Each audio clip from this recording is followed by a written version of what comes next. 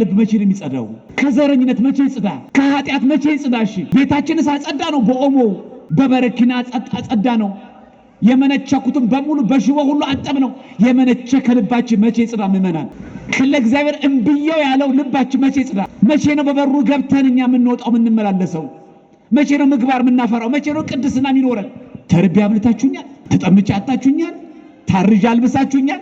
ስድስቱን ቃላት ወንጌል በቀኝ ለቆሙት ይጠይቃቸዋል። በጎቹ ክርስቲያኖች በጎቹ ሆነናል። ስጋው ደግሞ ተቀብለናል። ገናን በምን ልናሳልፈው እየጠበቅን ያለ? ልደቱን በከብት ስጋ፣ አሁንም በቅርጫት፣ አሁንም በመጠጥ፣ አሁንም በጭፈራ ልናከብረው ነው። ሲመጣ እኮ ይጠይቀናል። በጎቹን በቀኝ ፍየሎቹን በግራ እኮ ነው የሚያደርጋቸው። አንድ ሰው ክርስትና ሲነሳ እንደምታውቁት ከምድር አንድ ከሰማይ አንድ ቅዱስ ሰጥቷል። ልክ ለምሳሌ የንስሐ አባት አለው አይደል? አንድ ሰው የክርስትና አባት ደግሞ አለው። ያ ሕፃን ሲጠመቅ ያንን ልጅ ክርስትና እያስተማረ ነገር ሃይማኖት እያስተማረ የሚያሳድገው የክርስትና አባት አለ። ለወንድ ወንድ ነው፣ ለሴት ደግሞ ሴት አለች አይደል? የሚጠብቅ ነው እንጂ ዝም ብሎ የበዓል ቀንና የገና ቀን ወይ ደግሞ አዲስ ዓመት ሲመጣ ጫማና ልብስ እየገዛ የሚያታልል አይደለም። እኛ የክርስትና አባት እንደዛ ነው እያደረገ አይደለም። መጠቃቀም ያደረግ ነው፣ መዛመጃ ያደረግ ነው አይደለም። ክርስትና እኮ ሲያነሳ አንድ ሰው ለዚህ ነፍስ ተጠያቂ ነኝ እያለ ነው። ጤና ሰጥቼ ነበረ፣ ስራ ሰጠው፣ ትዳር ሰጠው፣ ልጆች ሰጠው። መቼ ነው የምትቆርበው? አንተ ጠብቄ ያለው እኮ ስንት እኮ አደጋ ስንት እኮ ጥፋት ይደርስብህ ነበረ። እውነተኛ ቸር ጠባቂ እኮ ጠብቄ ነበረ። የታለ ፍሬው? በበሩ ገብተሃል፣ በጥምቀት በበሩ ገብተሃል፣ በቁርባን መች ወጣህ? የተማርከውን ነገር እኮ ውጣ ዝም ምን ያልከው? የሥራ ባልደረባ የትምህርት ቤቱ የጓደኛ በሙሉ ክር እየበጠሰ መናፍቅ ሲሆን አንተ እኮ አልተሰማራህም። ምን አገባኝ ብለህ እኮ ነው ችላ ያልከው። ጉባኤ ስትመጣ ስለ ሰው አይገድህም። መሰማሪያ እኮ ነው የጉባኤ መጫወቻ እኮ መዝለያ እኮ አይደለም። የግል ስሜታችን እኮ የምንወጣጣበት እኮ አይደለም። መሰማሪያው በሩ እኔ ነኝ ካለ በኋላ ይገባል፣ ከእንደገና ይወጣል። ከዛ መሰማሪያ ደግሞ ያገኛል። ይገባል። በምን? በጥምቀት ክህነት አለ። በሐዲስ ኪዳን የፈለገ ብናስተምር በቲክቶክ በሉት በዩቲዩብ በሉ በሶሻል ሚዲያ በየትኛውም ብናመሰጥር ያለ ክህነት የሚፈጸም ድህነት የለም። ይከፈለዋል ምስጋና እንጂ። እውነተኛ ቸር ጠባቂ ማለት አምላካችን አይታችኋል። አርዶ የማይበላ አረ እንካችሁ ብሉን እኮ ነው ያለው። እውነት ለዚህ ነው መልካሙ እረኛ እኔ ነኝ አለ። እናንተ እንደምታውቁት እረኛ አይደለም። አዎ ሰው እኮ በግ ይጠብቃል፣ በግ ያረባል፣ ከአውሬ ይጠብቀዋል፣ ሌባ እንዳይሰርቀው ይጠብቃል። ግን ለጥቅሙ ነው። እኛ እግዚአብሔር አምላክ የሚጠብቀን ለምኑ ነው? እኛውን ሳላመሰገኑ ምን ይጎልበታል? ባንመጣ ምስጋና አይጓደልበት። እኛ ባንፈጠር ከአምልኮቱ አይወርድ፣ ከመመለክ ዝቅ አይል፣ ምስጋናው አይቋረጥበት። ምን ይጎልበታል? ለጥቅማችን ግን ይጠብቀናል። ለኛው ጥቅም ያውም ደግሞ በአስተማማኝ ጥበቃ። ለዚህም ነው እውነተኛ የበጎች እረኛ እኔ ነኝ አለ። መልካሙ እረኛ እኔ ነኝ። የዮሐንስ ወንጌል ምዕራፍ 10 ቁጥር 11። መልካሙ እረኛ እኔ ነኝ። በቤተ ክርስቲያናችን በዚህ በጾመ ነቢያት ካሉት ሳምንታት ስብከት ብርሃን ብለን የመጨረሻውን ከታኅሳስ 21 እስከ ታኅሳስ 28 ያለው ጊዜ ኖላዊ ተብሎ ይጠራል። ኖላዊ ማለት እረኛ ማለት ነው። ሶስተኛው የዘመነ ስብከት ሰንበት ኖላዊ ተብሎ ይጠራል። ኖላዊ ማለት እረኛ ጠባቂ ማለት ነው። በዚህ ዕለት ነቢያት እግዚአብሔር አምላክ እውነተኛ ጠባቂያችን መድኃኔዓለም ኢየሱስ ክርስቶስ ቅድስት ቤተክርስቲያንን እንዲያስባት እያሰቡ የጸለዩት የጾሙት ጊዜ በመሆኑ ቤተክርስቲያን እውነተኛ ቸር ጠባቂያችን ቸሩ መድኃኔዓለም መሆኑን አውቃ ይህን እያሰበች የምትዘምርበትና የምትቀድስበት ዕለት ዛሬ ኖላዊ ይባላል። እረኛ ማለት ነው። የተነበበው የወንጌል ክፍልም ለዚህ ነው ማለት የዮሐንስ ወንጌል ምዕራፍ 10 ቁጥር 1 ጀምሮ የተነገረን እንዲህ ብሎ ይጀምራል። የዮሐንስ ወንጌል ምዕራፍ 10 ቁጥር 1 ላይ ማለት ነው። እውነት እውነት እላችኋለሁ ይላል። አማን አማን እብለክሙ ይላል። እውነት እውነት እላችኋለሁ ወደ በጎች በረት በበሩ የማይገባ በሌላ መንገድ ግን የሚወጣ እርሱ ሌባ ወንበዴም ነው ይላል። ይሄን የተናገረው መድኃኒዓለም ኢየሱስ ክርስቶስ ነው። ስለ ቃሉ ስሙ የተመሰገነ ይሁን። ይሄን የተናገረበት ምክንያት የዮሐንስ ወንጌል ምዕራፍ 10 የተናገረበት ምክንያት ሶስት መሰረታዊ ምክንያቶች ናቸው።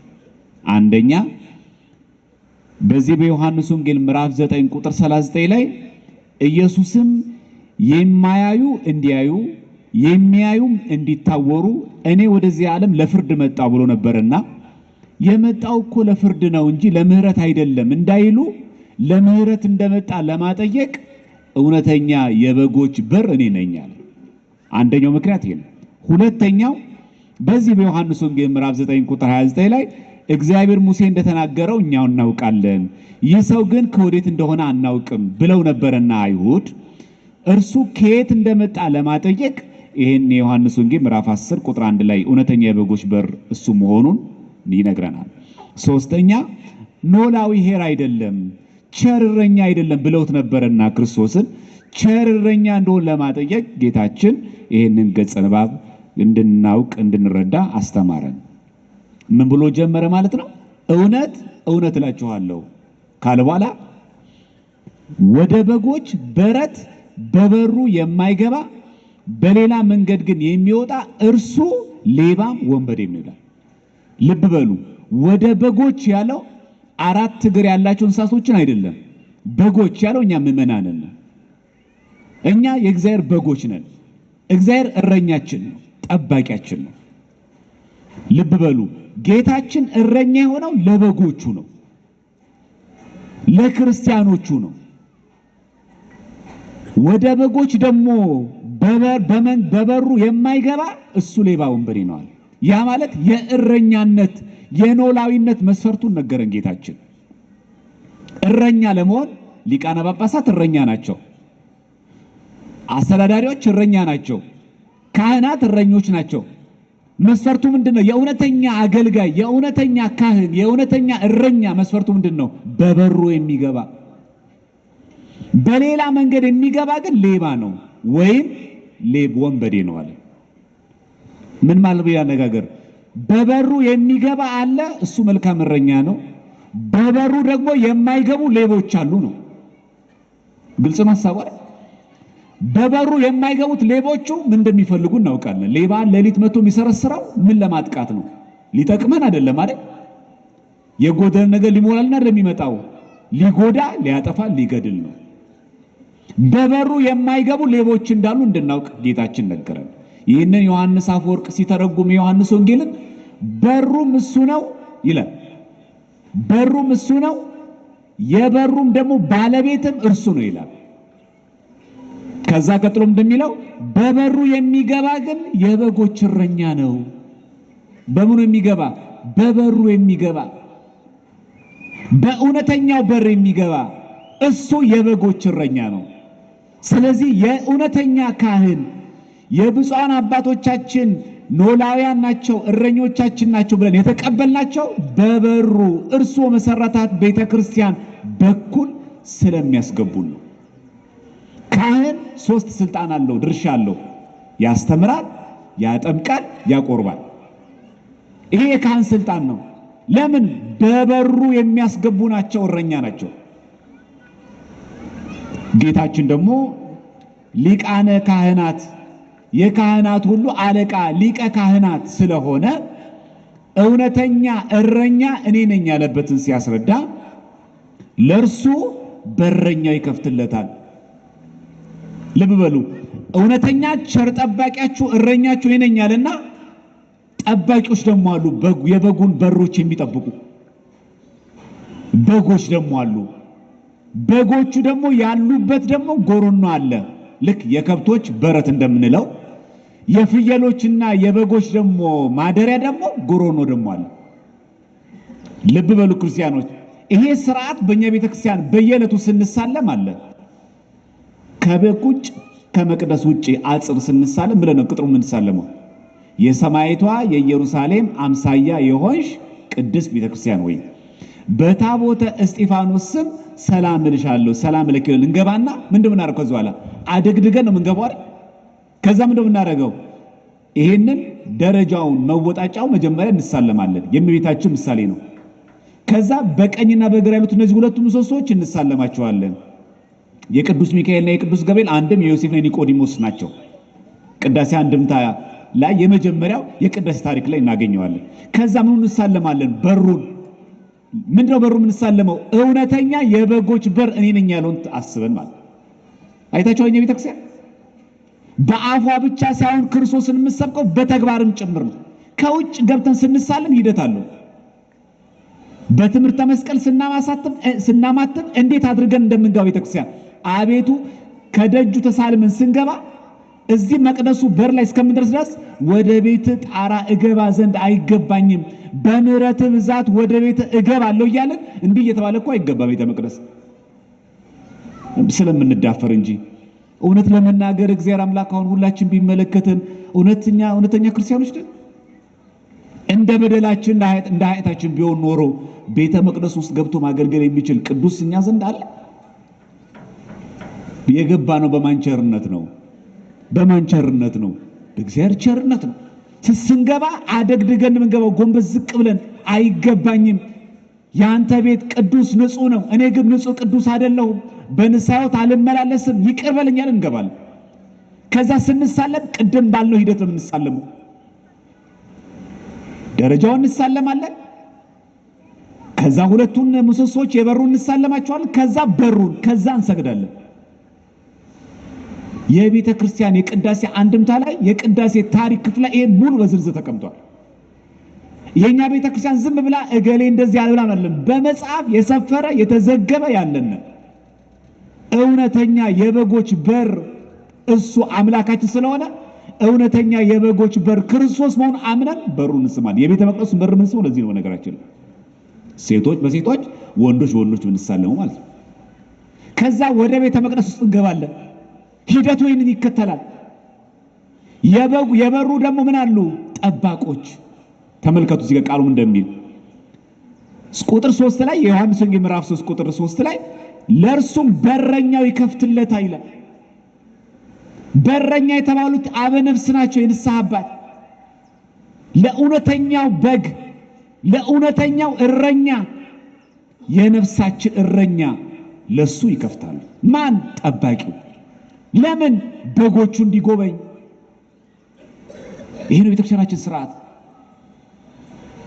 ከዚህ ቀጥሎ ምን ይለናል? በጎቹም ድምፁን ይሰሙታል፣ የራሱንም በጎች በየስማቸው ጠርቶ ይወስዳቸዋል። ለዚህ እኮ ነው ገብረ ሥላሴ ወልደ ማርያም ወለተ ማርያም እንባለው በየስማችን። አንድ ሰው ክርስትና ሲነሳ እንደምታውቁት ከምድር አንድ ከሰማይ አንድ ቅዱስ ሰጥቷል። ልክ ለምሳሌ የንስሐ አባት አለው አይደል? አንድ ሰው የክርስትና አባት ደግሞ አለው። ያ ሕፃን ሲጠመቅ ያንን ልጅ ክርስትና እያስተማረ ነገር ሃይማኖት እያስተማረ የሚያሳድገው የክርስትና አባት አለ። ለወንድ ወንድ ነው፣ ለሴት ደግሞ ሴት አለች አይደል? የሚጠብቅ ነው እንጂ ዝም ብሎ የበዓል ቀንና የገና ቀን ወይ ደግሞ አዲስ ዓመት ሲመጣ ጫማና ልብስ እየገዛ የሚያታልል አይደለም። እኛ የክርስትና አባት እንደዛ ነው እያደረገ ነው። መጠቃቀም ያደረግ ነው፣ መዛመጃ ያደረግ ነው አይደለም። ክርስትና እኮ ሲያነሳ አንድ ሰው ለዚህ ነፍስ ተጠያቂ ነኝ እያለ ነው። እችን ልጅ አስተምራታለሁ፣ የቤተክርስቲያን ሃይማኖትን አስተምራታለሁ፣ ቅዳሴ ይዣት ሄዳለሁ፣ ለጉባኤ ይዣት ሄዳለሁ ማለት እኮ ነው። ታውቃላችሁ? እኔ የክርስትና አባት ሲሆን ይሄን ልጅ አስተምረዋለሁ፣ በምግባር በሃይማኖት በቤተ እግዚአብሔር እንዲያድግ አደርገዋለሁ፣ ከቅዳሴ እንዳይጎድል፣ ከሰዓታት እንዳይጎድል፣ እንዲሁም ከጉባኤ እንዳይጎድል አደርጋለሁ። የቤተ ክርስቲያን መዓዛ ሽታዋን ድምጿን እየሰማ እንዲያድግ አደርጋለሁ ማለት። ከዛስ እኛ የክርስትና አባት ብንሆንም ግን የክርስትና ስም ደግሞ ይሰጠዋል። ምን ተብሎ? ወልደ ገብርኤል ይባላል። ምን ለማለት ነው? ገብርኤል ይጠብቀዋል። ቤተ ክርስቲያን ማለት ምን ማለት ነው? በሰማይ ያሉ ቅዱሳን ድል የነሱ ሰማዕታትና በምድር ያሉኛ ክርስቲያኖች ህብረት ማለት ነው። ጋይች ግንኙነቱ ነው የሚጣበቅ ከክርስቶስ ከማየ ዮርዳኖስ ከአብራ ከመንፈስ ቅዱስ ይወልዳል ከሥላሴ የእግዚአብሔር ልጅ ይባላል። እዚህ የሚጠብቀው አለ።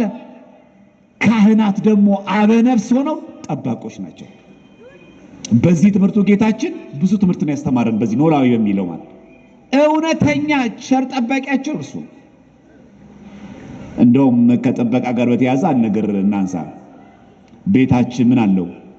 አቅም ያለው ግቢ ያለው ሰው ምን ያደርጋል? አጥር ያጥርና ከእንደገና አደገኛ አጥር፣ ከዛ ቀጠም እናደርጋለን ውሻ አይደል? ይሄ ሁሉ ምንድነው? ደህንነታችን እንዲጠበቅ አይደል? መኪናችን እንዳይሰረቅ ሎክ እናደርጋታለን። ሰው ሲነካት እንድትጮህ፣ ይሄ ሁሉ ስጋት አይደል? ግን በጣም የሚገርማችሁ ደህንነታችን ተጠብቆ እንድንኖር የሚያደርግ የነፍሳችን ጠባቂ እግዚአብሔር አምላክ ነው። ደስ አይል? ልክ መኪናዋ ስትነካ እንደሚጮህ እኛ ስንነካ እናንተን የሚነካ የአይኑ ብሌን እንደሚነካ ነው ይላል። አይገርም? ከሱ የበለጠ አስተማማኝ ጠባቂ አለ? አይዟችሁ ተብለን አሁን በጸጥታ አካል ብንጠበቅ እንዴት ነው ኩራት የሚሰማን? አይ ዛሬ እግዚአብሔር ይመስገን ጠባቂዎች አሉ፣ ዘን ብለን ተኛችን በሩን ክፍት አድርገው ይባላል። እሱ ሲጠብቅ የላይኛው ሲጠብቅስ የሚገርመው እኮ በጎቹ ሲጠብቅ በአስተማማኝ ሁኔታ ሌባ እንዳይሰርቀን። እኛ እኮ በግ ምን ጠብቀው ለጥቅማችን ታውቃላችሁ። አንድ ገበሬ እኮ በጎችን ቢጠብቅ ወይ አርዶ ሊበላ ነው አሊያም ደግሞ ሊሸጣቸው ነው። በግ ያረባል ሰው፣ ግን ይሄው ለበዓል ይሸጣቸዋል። አሁን ለገና እኮ ይሸጣሉ በጎቹ። ወዷቸዋል የሚጠብቃቸው፣ ከሌባም የጠበቃቸው ከጅብም የጠበቃቸው ወዷቸዋል። በጎቹ ለመሸጥ ነው ለመጠቀም። ቢበዛ ደግሞ አልፎ አርዶ ይበላቸዋል። ጌታችን ግን እኛን የሚጠብቀን አርዶ ሊበላን አይደለም፣ ሊሸጠንም አይደለም። እንኳን አርዶ ሊበላን ቀርቶ እንኩ ብሎ ስጋዬን ብሎ ደሜን ጠጡ አለ። ለዚህ አምላክ ምን ይከፈለዋል? ምስጋና እንጂ።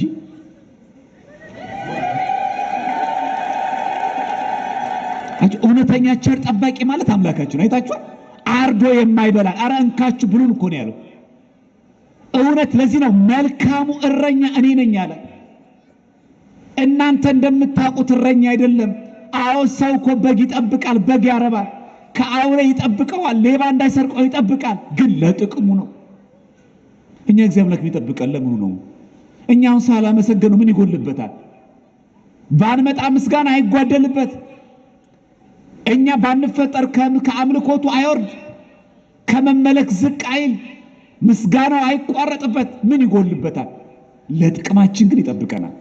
ለኛው ጥቅም፣ ያውም ደግሞ በአስተማማኝ ጥበቃ። ለዚህም ነው እውነተኛ የበጎች እረኛ እኔ ነኝ አለ። እኔ ነው የምጠብቃችሁ፣ አውሬ እንዳይበላችሁ። ማን? ሌባ አሉ፣ መናፍቃን አሉ፣ እንሰረቃለን። በሚዲያ እኮ የሚሰረቅ ሰው አለ። ስንት ዘመን ቤተክርስቲያን ቆይቶ ቲክቶክ ላይ ሰምቼ ዩቲዩብ ላይ ሰምቼ እኔ ግራ ገብቶኝ ብሎ ክር ይመጥሰው እኮ አለ። ዛሬ እኮ ክር ይመጥሰው በብዙ መንገድ ነው። ምን ላድርግ ታዲያ? ሀብታም ስለሆነ በላኮሱን ተከተላ ክር ይመጥስኳለች። ክር እኮ ይመጥሰው እኮ አለ። ዛሬ የለም ይሄን የምታውቁት ሲል መሪጌታ ነበርኩኝ፣ ዲያቆን ነበርኩኝ፣ ስንት ዘመን ቄስ ነበርኩኝ ብለው ዛሬ ቤተክርስቲያን እኮ የሚሳደቡ ሰዎች አሉ። በበሩ ያልገቡ ሌቦች፣ ወንበዴዎች፣ በጎቹን የሚገድሉ፣ በኑፋቄ የሚገድሉ፣ በክህነት የሚገድሉ። እውነተኛ ደግሞ ካህናት አሉ፣ የሚያጠምቁ የሚያቆርቡ። ከእውነተኛ ካህናት ጋር እንድንኖር እግዚአብሔር አምላክ ይፍቀድልን። በእውነት አዎ፣ ተኩላ በበዛበት ሌቦች በበዙበት ወቅት ጥበቃ ያስፈልገናል። ከዚህ ቀጥሎ ምን ይለናል? በበሩ የሚገባ ግን የበጎች እረኛ ነው ካለ በኋላ እንደሚል ቃል እናገኛለን። እውነት እውነት እላችኋለሁ እኔ የበጎች በር ነኝ። ልብ በሉ፣ በር ነኝ ካለ በኋላ በሩ ላይ ያለው ጌታ ምን እንደሚሰራ እራሱ መጽሐፍ ቅዱስ ሲናገር እንደዚህ ይላል። በእኔ የሚገባ ቢኖር ይድናል፣ ይገባል፣ ይወጣል፣ መሰማሪያም ያገኛል። በደንብ ስሙ። በሩ እኔ ነኝ አለ። በሩ ላይ ምን አሉ? ጠባቆቹ። ጠባቂው ምን ያደርግለታል? ልክ እውነተኛው እረኛ መድኃኒዓለም ክርስቶስ ሲመጣ በሩን ይከፍትለታል፣ ይገባል። እኔ በሩኝ ካለ በኋላ በእኔ የሚያምን ቢኖር ይድናል ካለ በኋላ በእኔ የሚያምን ብቻ አይልም። በደንብ ስሙ መናን። እምነት ያድናል፣ እውነት ነው። እምነት ብቻ ግን ያድናል የሚል ትምህርት ግን የለንም እኛ።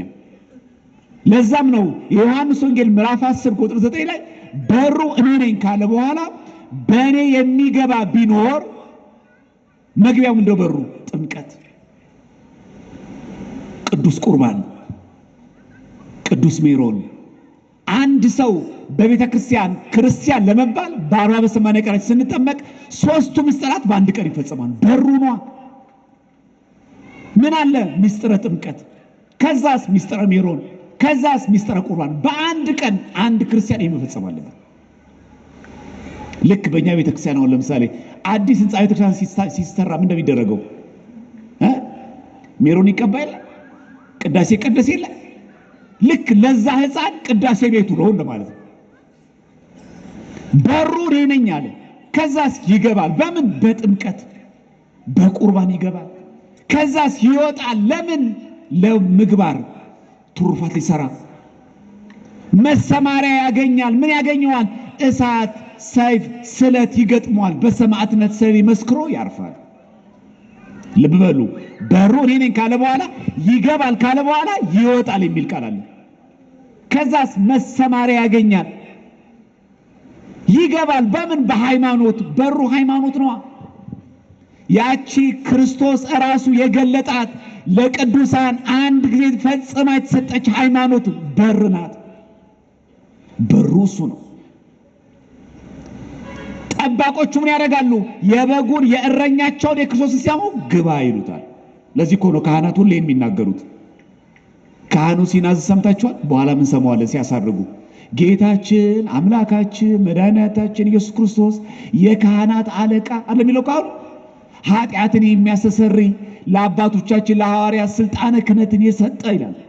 አችሁ ጌታችን አምላካችን መድኃኒታችን ክርስቶስ የካህናት አለቃ። ይሄን የሚለው ካህኑ ነው። የካህናት አለቃ ነው። እሱ የካህናት አለቃ ሆኖ እነሱ ካህናት ሆኑ። ካህናት በሌሉበት የካህን አለቃ የለማ። ሊቀ ዲያቆን ምንለው እኮ ዲያቆናት ስላሉ ነው። ጠቅላይ ሚኒስተር የሚባለው እኮ ከስር ሚኒስተሮች ስላሉ ነው። ሊቀ ዲያቆን ያለው እኮ ዲያቆናት ከስር ስላሉ ነው። ሊቀ ካህናት ሊቀ ካህን አይደለም የሚለው ሊቀ ካህናት። አንድ ቦታ መጽሐፍ ቅዱስ ሊቀ ካህን የሚል የለም። ሊቀ ካህናት ነው የሚለው። የካህናት ሁሉ አለቃ ነው። በጎቹ ድምፁ ይሰማሉ። እውነተኛውን ድምፅ እንስማዋ። እውነተኛው የበጉ ድምፅማ ቅዳሴ ነው። እንስማው ምዕመናን። እውነተኛው የበጉ ድምፅማ ማህሌት ነው። እንስማው። እውነተኛው የበጉ ድምፅ ደግሞ ሰዓታት ነው። እንስማው። ዛሬ የት ያለ ነው? ምንድነው እየሰማን ያለ ነው? ዓለም ምንድነው የምታሰማን? ጦርነት አይደለም፣ ዘረኝነት አይደለም፣ መታለቅ አይደለም፣ ጦርነት አይደለም። ምሰሙት ዜና ምንድነው? ምን ደስ የሚል ዜና አለ? በጎቼ እኮ ድምፄን ይሰማሉ አለ። ድምፁን እየሰማን ነው ምዕመናን። ቅዳሴውን እየሰማን ነው። ቅዳሴ እየሰማን ሌላ ስራ የምንሰራ ሰዎች የለንም። ስልክ ምንጎረጉር ሰዎች የለንም። በጎቼ እኮ ድምፄን ይሰማሉ እኮ ነው ያለው። መቼ ነው መተን የእግዚአብሔርን ቃል የምንማረው? የእግዚአብሔር ድምፅ እኮ የሚነገረው እግዚአብሔር ቤተ መቅደስ አውደ ምሕረት ላይ እኮ ነው። የዚህ ቦታ ስም እኮ አውደ ምሕረት ነው። ምን ማለት ነው? የምህረት አውድ። ምህረት የሚሰጥበት፣ ምህረት የሚታደልበት፣ ምህረቱ የሚነገርበት አውድ ምህረቱ ነው። እኛ የምን ምህረት አደረግ ነው? የምን አውድ አደረግ ነው? እኛ ይገባል። በምን? በሃይማኖት ይወጣል። ለምን? ለምግባር ይቀጥላል። ምን ያደርጋል? መሰማሪያ ያገኛል። ምን ያደርጋል? ይመሰክራል። ይሄው ሰማዕታት እየሞቱ አይደለም በሀገራችን? ሰው እኮ ይሞታል፣ መሰማሪያ ያገኛል። ምን ያጋጥመዋል? ሰይፍ፣ ስለት። መሰማሪያችን እሱ ነው። ለኔ ብሎ ነፍሱን ያጠፋ ያገኛታል እንዳለው መሰማሪያው እሱ፣ ስለሱ መመስከር ነው። መሰማሪያው እሱ ነው። ይገባል በወንጌል። አይ መምህር ይገባል። ለምን? በወንጌል። ወንጌል በር ናት። ለዚህ እኮ ነው በእኛ ቤተክርስቲያን ወንጌል ሲነበብ ካህኑ ጧፍ ይዞ መስቀል ይዞ ፊቱ ወደ ምስራቅ አዙሮ ወንጌል ሲነበብ ከሁሉ ጊዜ በበለጠ መብራት እንዲበራ ይደረጋል። ወንጌል ብርሃን ናታ፣ መግቢያ ናት። ከዛስ ምን ያደርጋል? ለማስተማር። ወንጌል ተማር አይደለ? በወንጌል በር ገባ። ከዛ ምን ሊያደርግ ይወጣል? ሊያስተምር። መሰማሪያው ምንድነው? ጉባኤ። መሰማሪያችን እቺ ጉባኤ ናት። ምንወጣው ምን ለማድረግ ነው? ለማስተማር ነው። ልብ በሉ። በዚህ ትምህርት ላይ ጌታችን በዮሐንስ ወንጌል ላይ ብቻ ቤተክርስቲያንን ጠቅለል አድርጎ ገልጾልናል። ሊቀ ካህናት እሱ መሆኑን ቅዳሴ ጊዜ ማርያም ላይ እንደምንሰማው የካህናት አለቃ ወዳለበት ያግባችሁ እንደሚለው ካህኑ የካህናት አለቃ ያለበት ኢየሱስ ክርስቶስ ወዳለበት ያግባችሁ። የካህናት አለቃ ባለበት ማን አለ? ድል የነሱ የሰማዕታት ማህበር፣ ትጉሃን የሆኑ የመላእክት ማህበር ወዳለበት ያግባችሁ ነው የሚለው ካህኑ። አያችሁ፣ የካህናት አለቃ ባለበት ነው የሚለው። ስለዚህ ክርስቶስ አምላካችን እውነተኛው ቸር ጠባቂያችን እንደሆነ ያሳያል። አንድ በሉ። ቀጥሎ ምን አሳየን? እውነተኛ የበጎች በር እኔ ነኝ ካለ በኋላ በጎቹን ነገረን። ምን የሚያደርግ? ድምፄን ይሰማሉ። ደግሞ የቤት ስራም አለብን እንዲህ የሚል ቃል እናገኛለን። በዚህ በማቴዎስ ወንጌል ላይ በምዕራፍ 25 ቁጥር 32 አሕዛብም ሁሉ በፊቱ ይሰበሰባሉ ካለ በኋላ እረኞችም በጎችን ከፍየሎቹ እንደሚለይ እርስ በርሳችሁ ይለያቸዋል። ይመጣል እኮ በኋላ የነፍሳችን እረኛ እኮ ይመጣል። ጠብቂያችሁ ነበር፣ እረኛችሁ ነበርኩኝ፣ ተርቤ አብልታችሁኛል፣ ተጠምቼ አጣችሁኛል፣ ታርዤ አልብሳችሁኛል። ስድስቱን ቃላት ወንጌል በቀኝ ለቆሙት ይጠይቃቸዋል። በጎቹ ክርስቲያኖች በጎቹ ሆነናል። ስጋው ደሙ ተቀብለናል። ገናን በምን ልናሳልፈው እየጠበቅን ያለ? ልደቱን በከብት ስጋ፣ አሁንም በቅርጫት፣ አሁንም በመጠጥ፣ አሁንም በጭፈራ ልናከብረው ነው። ሲመጣ እኮ ይጠይቀናል። በጎቹን በቀኝ ፍየሎቹን በግራ እኮ ነው የሚያደርጋቸው። እውነተኛ ቸር ጠባቂያችን እንደሆነ እኮ ነግሮናል። ጠብቂያችሁ ነበር። እውነትም ጠብቆናል። ከስንት የመኪና አደጋ የተረፋችሁ ሰዎች የላችሁ? ስንት ከእናንተ ጋር አብሮ ሲሰሩ የነበሩ የእናንተ ጎረቤት የነበሩ ዛሬ በሕይወት የሉ ሰዎች የሉ? ያ ብቻ አይደለም፣ ያልሞቱ ሆነው ራሱ ያልጋ ቁራኛ የሆኑ ሰዎች የሉ? ቸር ጠባቂያችን ስለጠበቀን እኮ ጠብቂያችሁ ነበር። ምን አደረጋችሁ? ጤና ሰጠውሽ፣ ታስቀድሻለሽ። መቼ ነው ስጋው ደሙ የምትቀበዩ? ጤና ሰጥቼ ነበረ፣ ስራ ሰጠው፣ ትዳር ሰጠው፣ ልጆች ሰጠው። መቼ ነው የምትቆርበው አንተ? ጠብቄሃለሁ እኮ። ስንት እኮ አደጋ፣ ስንት እኮ ጥፋት ይደርስብህ ነበረ። እውነተኛ ቸር ጠባቂ እኮ ጠብቄ ነበረ። የታለ ፍሬው? በበሩ ገብተሃል፣ በጥምቀት በበሩ ገብተሃል፣ በቁርባን መች ወጣህ? የተማርከውን ነገር እኮ ውጣህ ዝም ምን ያልከው? የሥራ ባልደረባ፣ የትምህርት ቤቱ፣ የጓደኛ በሙሉ ክር እየበጠሰ መናፍቅ ሲሆን አንተ እኮ አልተሰማራህም። ምን አገባኝ ብለህ እኮ ነው ችላ ያልከው። ጉባኤ ስትመጣ ስለ ሰው አይገድህም። መሰማሪያ እኮ ነው የጉባኤ። መጫወቻ እኮ መዝለያ እኮ አይደለም። የግል ስሜታችን እኮ የምንወጣጣበት እኮ አይደለም። መሰማሪያው ነው። በሩ እኔ ነኝ ካለ በኋላ ይገባል፣ ከእንደገና ይወጣል። ከዛ መሰማሪያ ደግሞ ያገኛል። ይገባል። በምን? በጥምቀት። አያችሁ፣ ክህነት አለ። በሐዲስ ኪዳን የፈለገ ብናስተምር በቲክቶክ በሉት፣ በዩቲዩብ በሉ፣ በሶሻል ሚዲያ በየትኛውም ብናመሰጥር ያለ ክህነት የሚፈጸም ድህነት የለም። 4 ነጥብ ነው። አንዳንድ ጊዜ በጣም በሽቀን ብፁዓን አባቶቻችንን ካህናት የምንሳደብ ሰዎች አለን። በጣም ጥንቃቄ አድርጉ ምዕመናን። ክብረ ክህነት ያስፈልጋል። ያለ ክህነት ምንም አይፈጸምም። ይሄ ፊት ለፊታችን ስላሉ አይደለም፣ ይሄ አጠገባችን ስላሉ አይደለም። እንዳትሳሳቱ። ይሄን ለማሽቃበጥ አይደለም ይሄ የምንናገረው። አጥማቂ ካህን ነው፣ አቁራቢ ካህን ነው። የፈለገ ብናመሰጥር፣ የፈለገ ብንሰብክ ያለ ካህን አይቻልም።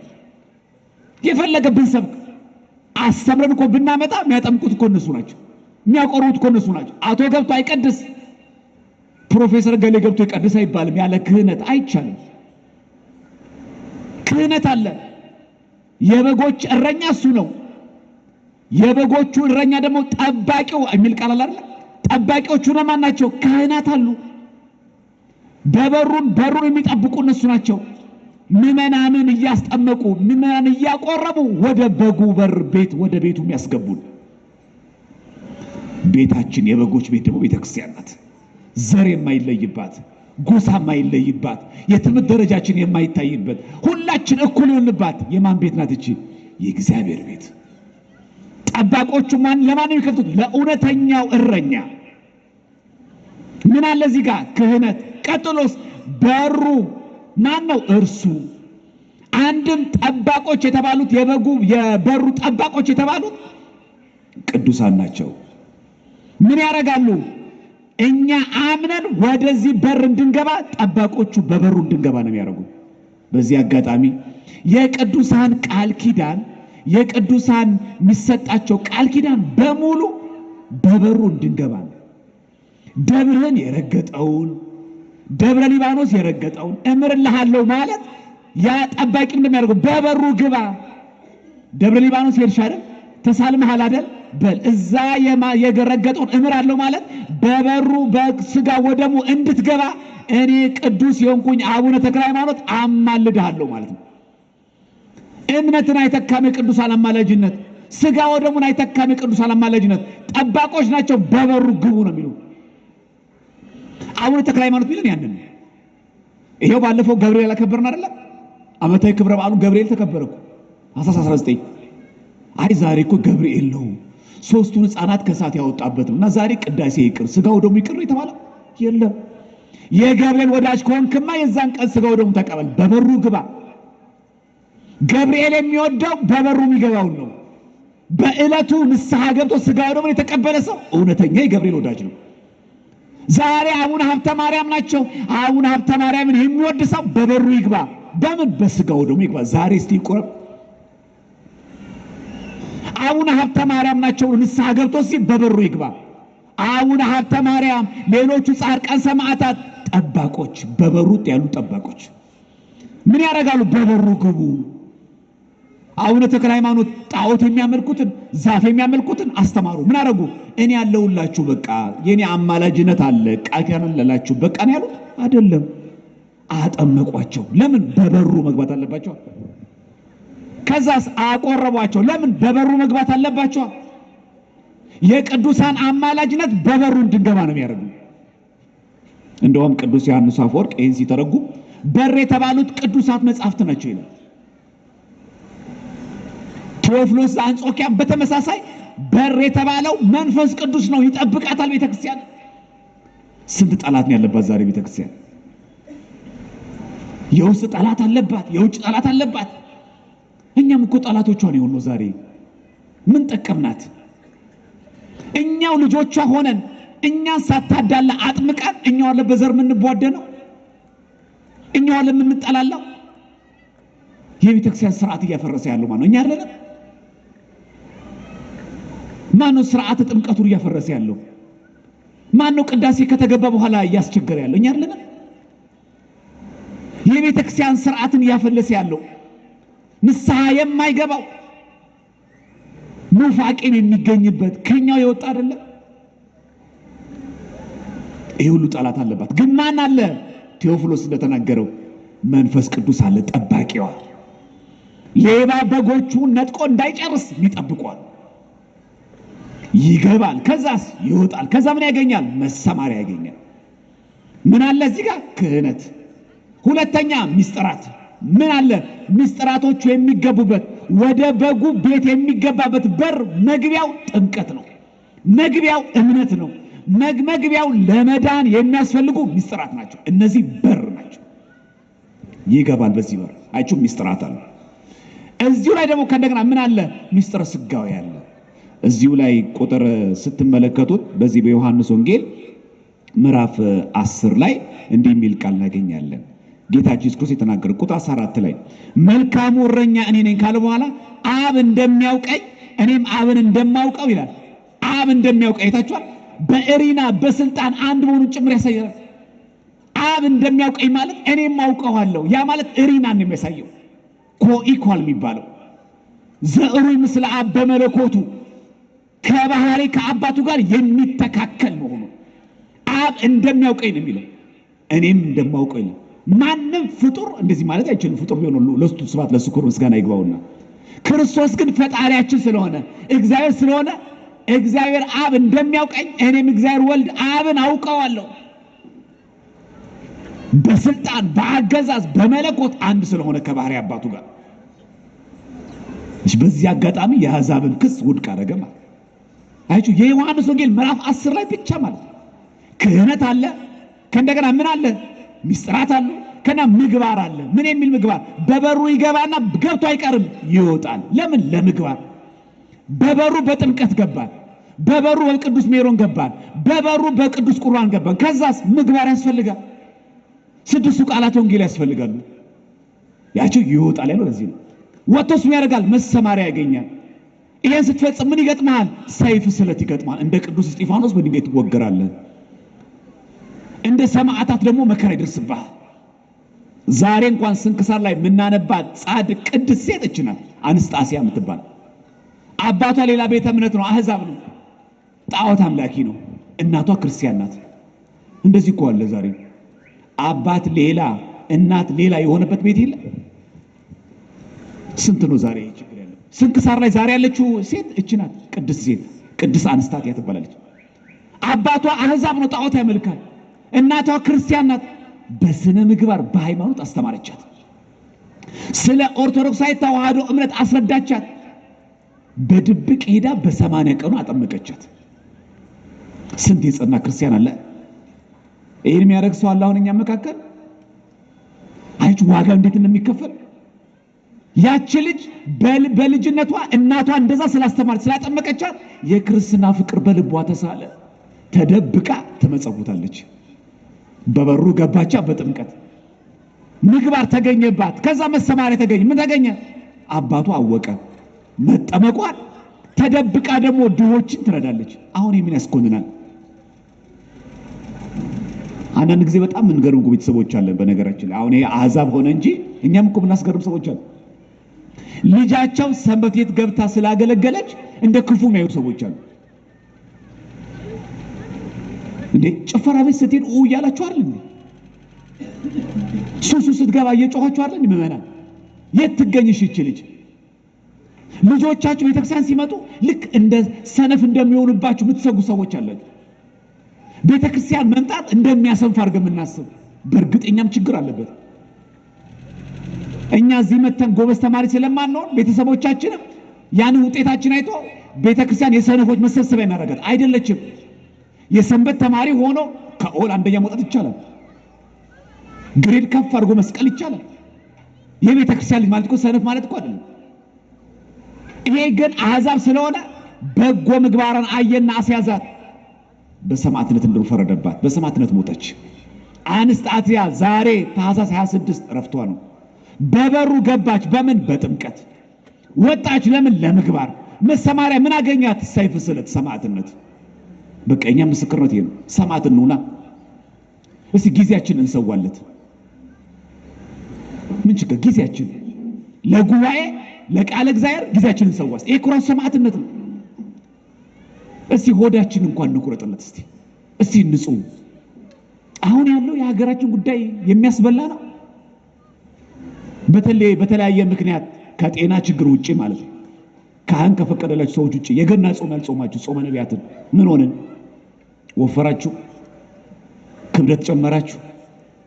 አማረባችሁ? አይጮህ። የሚያሳስበን እሱ ነው። አሁን እንኳን ገና ከፊት ለፊታችን ገና ሆኖ ልደት ሆኖ የሚያሳስበን ቅርጫቱ ነው። አንዳንድ ሰው ብሎ ይጠይቃል፣ እርድ ስንት ሰዓት ነው ይላል። ስንት ሰዓት ነው ቅዳሴው እኮ አይልም። እያሳሰበን ያለው እርዱ ነው። ቤታችን ደግሞ እንጠርገዋለን እኮ። የሚገርመው ሶፋውን አውጥተን ኮሜዲን አውጥተን ወንበር አውጥተን እንጠርገዋለን። መቼ ነው የኛ ልብ የሚጠረገው? እሺ ምንጣፉ ወጡ ታጠበ፣ ልብስም ተወጡ ታጠበ፣ እቃውም ጸዳ። የኛ ልብ መቼ ነው የሚጸዳው? ከዘረኝነት መቼ ይጽዳ? ከተንኮል መቼ ይጽዳ? ከኃጢአት መቼ ይጽዳ? እሺ ቤታችንስ አጸዳ ነው፣ በኦሞ በበረኪና አጸዳ ነው። የመነቸኩትን በሙሉ በሽቦ ሁሉ አጠብ ነው። የመነቸ ከልባችን መቼ ይጽዳ? ምዕመናን ክለ እግዚአብሔር እምብየው ያለው ልባችን መቼ ይጽዳ? መቼ ነው በበሩ ገብተን እኛ የምንወጣው የምንመላለሰው? መቼ ነው ምግባር የምናፈራው? መቼ ነው ቅድስና የሚኖረን? ዛሬ ወጣትነታችን ረክሷል። ብታውቁት በተክሊል ማግባት ዛሬ ብርቅ እየሆነ ነው። ላጤም ሆነን እየረከስን ነው፣ አግብተንም እየረከስን ነው። መቼ ነው በቅድስና የምንመለሰው? ኧረ እባካችሁ የበጉ እረኛ ይመጣል። ኧረ የዛን ጊዜ በቀኝ ነው የሚያቆመን። ፍየል ከሆነ ደግሞ በግራ ነው የሚያቆመን። የዛን ጊዜ ጩኸት አይሰራ። ቅዳሴ ያዕቆብ ዘስሩግ እንደተናገረው ያን ጊዜ ጩኸት ይሆናል፣ የማይጠቅም ጩኸት ነው። ያን ጊዜ ፍጅት ይሆናል፣ የማይጠቅም ፍጅት ነው። ያን ጊዜ ዋይታ ይሆናል፣ የማይጠቅም ዋይታ ነው ይላል። አይጠቅም። የዛኔ ስጋውን ያበላ ደሙን ያጠጣ ማን ነው? ስጋውን የበላ ደሙን የጠጣ የዘላለም ሕይወት አለው። አዎ። ከእንደገናስ የተራበ ያበላ የተጠማ ያጠጣ የታረዘ ያለብሳል፣ በቀኝ ያቆማል። ያላረገስ በግራ ይቆማል። የዛን ጊዜ ምርጫም የለም አዛምድም የለም። የዛን ቀን ያደረገ በቀኝ ነው፣ ያላረገ በግራ ይቆማል። የዛን ቀን አማራጭ የለም።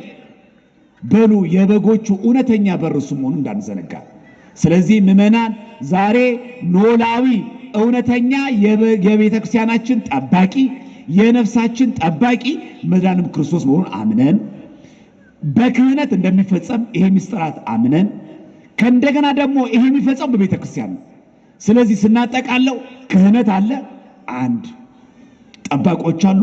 የጠባቆቹ ደግሞ አለቃ ጌታችን ደግሞ አለ፣ አንድ። ሁለተኛ ምንገባበት በሩ ጥምቀት ምስጢራት አሉ፣ ሁለት። ምንገባ ቤት ደግሞ አለች፣ ማናት? ቤተ ክርስቲያን። ያለ ቤተ ክርስቲያን ድህነት የለም።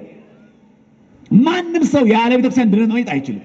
ለዛ ነው እንደ ግል አዳኝ ማንቀበል። ለዚህ ነው እኛ ከቤተ ክርስቲያን ውጪ ድህነት የለማ። ለዛ ነው በበሩ ማለት እኮ ቤት አለ፣ የበጎቹ ቤት አለ፣ የበጎቹ እረኛ የሚጠብቅበት አለ። እዛ ጉሮኖ ውስጥ እዛች አጥር ማናት? እሷ ቤተ ክርስቲያን። ሁለት። ሶስተኛ ምን አለ? ምስጢራት አለ። ይሄ በሌለበት ድህነት የለንም። እውነተኛ ቸር ጠባቂያችን አሁንም ሀገራችንን እኛንም ይጠብቀን፣ ከክፉ ነገር ይታደገን፣ እንደ በደላችን ሳያስብብን ከክፉ ሰዎችም እግዚአብሔር አምላክ ይጠብቅልን። እኛንም ደግሞ ንስሐ ገብተን ስጋው ደሙ ተቀብለን የመንግስቱ ወራሾች የስሙ ቀዳሾች ያድርገን። ሁላችንም ከነ ማህተባችን ለክብር ሞት ያብቃን። ወስብሐት ለእግዚአብሔር።